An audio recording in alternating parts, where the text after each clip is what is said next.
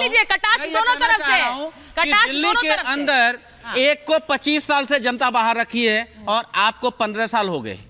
मैं कह रहा हूं कर्मों का फल जो आपने बोला। दूसरी बात, जो गठबंधन और ये जो इंडिया गठबंधन है सुचारिता जी, इस गठबंधन के प्रति जो कटिबद्धता है और जो प्रतिबद्धता है, उस कटिबद्धता और प्रतिबद्धता के साथ अरविंद केजरीवाल और आम आदमी पार्टी कांग्रेस के साथ खड़ी रहेगी। अब ये कांग्रेस सोचे कि कांग्रेस को कहां खड़ा होना है, कांग्रेस अपना जमीन टटोले, लेकिन मैं अपनी तरफ से बोलता हूं कि आम आदमी पार्टी या जो भी पार्टियां हैं जो गठबंधन में हो, ये ईमानदारी से हैं। कांग्रेस के अंदर कितनी ईमानदारी है, कांग्रेस को दिखाने की जरूरत है। अच्छा, ये जो कटाक्ष हो रहे हैं दोनों तरफ से, सिरसा जी, इसे देखकर आपको तो बड़ा अच्छा लगता होगा कि कांग्रेस वाले कह रहे हैं कि भाई आप जो कर्म किए हैं वो भुगतो आप, और आम आदमी पार्टी वाले उन्हें कह रहे हैं कि आपकी तो जमीन नहीं रही, आपको जनता नहीं सुन रही, हम क्यों सुने।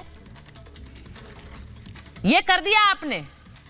नहीं, हमें कोई अच्छा नहीं लगा। हमें तो तकलीफ ये हो रही है, नहीं हमें तो ये तकलीफ हो रही है कि दिल्ली को लूटने वाले लोग जो हैं वो आज भागे हुए हैं, भगौड़े हैं। हमें इस तकलीफ हो रही कि दिल्ली को बर्बाद कर दिया इन लोगों ने।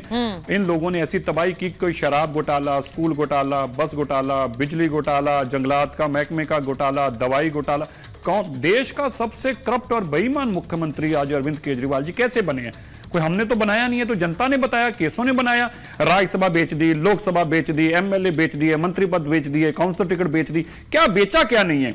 इस आदमी ने देश को बेचने की बात करी है। कहां चीन के साथ जाके खड़ा हो गया, पाकिस्तान के साथ खड़ा हो गया, जातिवाद, धर्म टोपी पहनकर बोलते हैं कि देखिए आज दुनिया में मुसलमानों पे भारत में मुसलमानों पे बहुत ज्यादा जुल्म हो रहा है। अगले दिन जाके कहते हैं मेरी मां कहती थी, नानी कहती थी, यहां पे राम जी लल्ला कभी आके नहीं रहेंगे। फिर अगले दिन कहते हैं देखिए राम जी के हम भगत हैं, हम राम मंदिर की नींव में हम जाएंगे।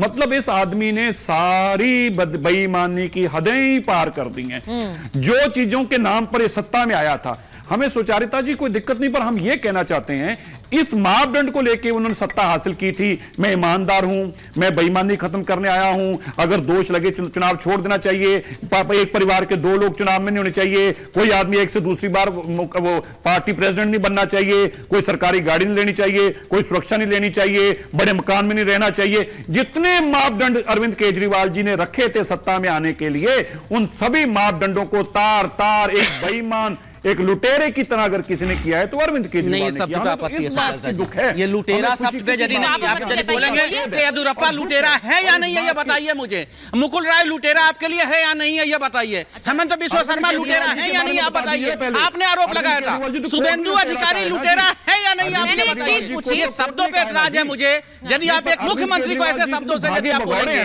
तब बीजेपी के हमें प्रवक्ता नजर नहीं आ रहे हैं, या तो फिर बीजेपी रही ही नहीं है। बीजेपी आपके लोगों के लिए ऐसे आरोप इस्तेमाल करती है, आप भी उनके लिए करते हैं।